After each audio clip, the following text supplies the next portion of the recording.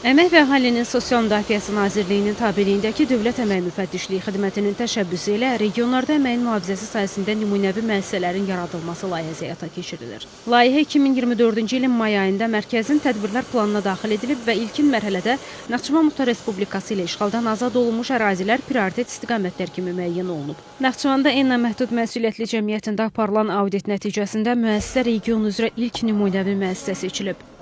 Müəssisədə beynəlxalq tələblərə uyğun əməyin mühafizəsi sistemi qurulub. İş yerləri ergonomikdir. Xəbərdarlıq nişanları və təxliyə planları mövcuddur.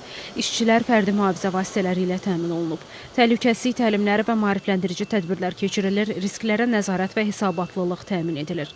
Əməkdaşlıq münasibətləri nəticəsində müəssisədə bir sıra tədbirlər həyata keçirilmiş, əmək mühafizəsi istiqamətində işçilərin biliklərinin yoxlanılması, təlimatlandırılması, əmək mühafizəsi, texniki təhlükəsizlik məsələləri istiqamətində, istehsalatda risklərin idarə olunması istiqamətində bir sıra işlər həyata keçirilmişdir. Və bunun nəticəsində də qeyd etmək olar ki, müəssisədə işçilər üçün sağlam, təhlükəsiz əmək şəraitinin yaradılmasına nail olunmuşdur. Layihə çərçivəsində yaradılan nümunəvi müəssisə gələcəkdə digər regionlardan işə götürənlər və mütəxəssislər üçün infoturların keçiriləcəyi təcrübə mərkəzi kimi nəzərdə tutulur.